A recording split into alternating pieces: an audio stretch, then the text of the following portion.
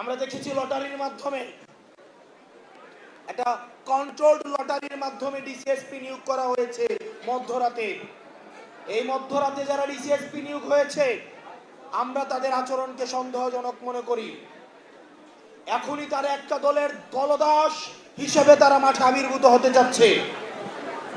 নির্বাচন কমিশনকে বলবো, এই এসপিডিসি এবং ওসি ইউনু সহ যারা এই পক্ষপাত দুষ্ট আচরণ করে এখন থেকে শুরু করেছে, তাদের বিরুদ্ধে যথাযথভাবে ব্যবস্থা নিতে হবে। এই বায়াস, এই দলের প্রতি বায়াস প্রশাসন দিয়ে, পুলিশ দিয়ে স্বচ্ছ নির্বাচন কোনোদিনও সম্ভব নয়। প্রশাসন এবং পুলিশ অবশ্যই বাংলাদেশপন্থী হতে হবে। আপনারা জুলাইয়ে আপনাদের সহকর্মীদের নিদারুণ পরিণতির কথা আপনারা ভুলে যায়েন না। আপনারা বাংলাদেশপন্থী থাকুন। আপনাদের কোনো দল হওয়া উচিত না। আপনারা বিএনপিরও না, জামাতেরও না, আপনারা কোনো রাজনৈতিক দলের না, এনসিপির না, আপনারা হচ্ছেন বাংলাদেশের। সুতরাং প্রশাসন এবং পুলিশকে বলবো, আপনারা নিরপেক্ষ অবস্থান বজায় রাখুন। অত্যন্ত দুর্ভাগ্যজনক বিষয় হচ্ছে, আমরা দেখতে পাচ্ছি কিছু কিছু জেলায়, কিছু কিছু জায়গায় এসপি এবং ওসিরা বিএনপির পা চাটতে চাটতে তারা ব্যস্ত হয়ে যাচ্ছে। বিএনপির প্রার্থীদের সুনজরে পড়ার জন্য তারা ব্যস্ত হয়ে যাচ্ছে। যারা এই কাজটা করবে, আপনাদের পরিণতি বেনজিরের মতো হবে, ওসি প্রদীপের মতো হবে। আমরা গুলির মুখ থেকে ফিরে আসা, আমাদেরকে ভয় দেখায় লাভ নাই। আপনারা যারা নির্বাচন ম্যানিপুলেট করার চিন্তা করছেন, নির্বাচন যদি কোনো কারণে ম্যানিপুলেট করা হয়, এই তরুণ প্রজন্ম বসে থাকবে না। প্রিয় ফেনীবাসী, আপনাদের আগামীর ভোট হোক আধিপত্যবাদের বিরুদ্ধে, আপনাদের আগামীর ভোট হোক সংস্কারের পক্ষে।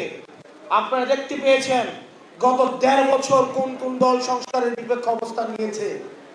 তারা জন আকাঙ্ক্ষার বিপরীতে গিয়ে না ভোটের পক্ষে অবস্থান নিয়েছে। ছাত্রদের এবং জনতাদের দীর্ঘদিনের আকাঙ্ক্ষিত যে বাংলাদেশের স্বপ্ন সংস্কারের মধ্য দিয়ে প্রতিফলিত হতে যাচ্ছিল, কারা সেটিকে বাধা দিয়েছে। প্রিয় ফেনীবাসী, আপনারা জানেন কারা চাঁদার টাকায় কাদের দল চলে। প্রিয় ফেনীবাসী, আপনারা জানেন প্রত্যেকটি পাড়া মহল্লায়, অলিতে গলিতে ছোট ছোট ব্যবসায়ী, ভ্যানওয়ালা, চা দোকানদার থেকে শুরু করে আমাদের যত বড় ব্যবসায়ী আছে, তাদের নাবিশ্বাস হয়ে গিয়েছে এই চাঁদাবাজ এবং দুর্নীতিবাজদের কারণে। গত ১.৫ বছর চাঁদাবাজ এবং দুর্নীতিবাজরা ট্রেইলর দেখিয়েছে। এটা ট্রেইলর, পিকচার আবি বাকি হে। গত ১.৫ বছর আপনারা দেখেছেন চাঁদাবাজ এবং দুর্নীতিবাজদের ট্রেইলর। পিকচার দেখবেন নির্বাচন হওয়ার পরে। আপনাদের আগামীর ভোট হোক সংস্কারের পক্ষে, আগামীর ভোট হোক আধিপত্যবাদের বিরুদ্ধে, আগামীর ভোট হোক হ্যাঁ ভোটের পক্ষে।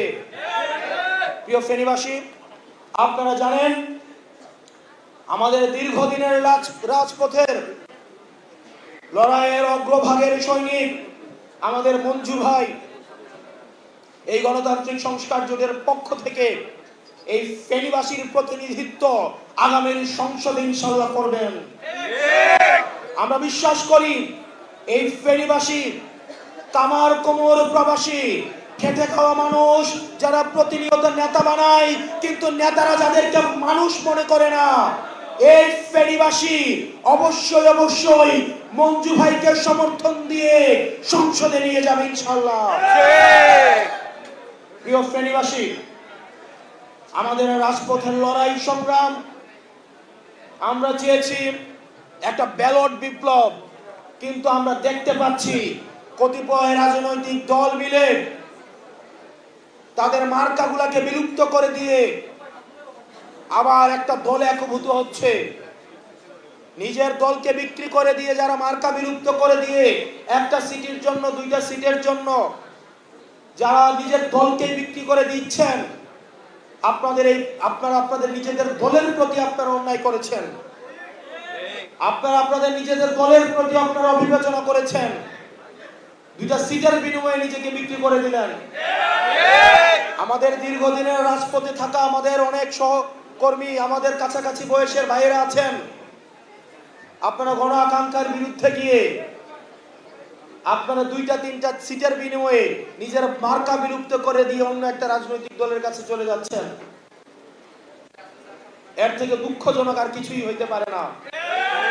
আমরা চেয়েছিলাম একটা ব্যালট বিপ্লব, কিন্তু দেখতে পাচ্ছি কিছু রাজনৈতিক দল একটা বুলেট বিপ্লবের প্রস্তুতি নিচ্ছে।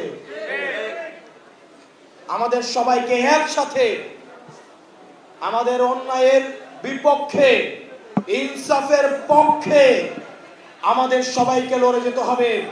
হাদি ভাই আমাদেরকে শিখিয়েছে, আমরা জান দিব কিন্তু জুলাই দিব না। আমরা সবাই একসাথে ইনকিলাব ইনকিলাব জিন্দাবাদ জিন্দাবাদ, আপোষ না সংগ্রাম।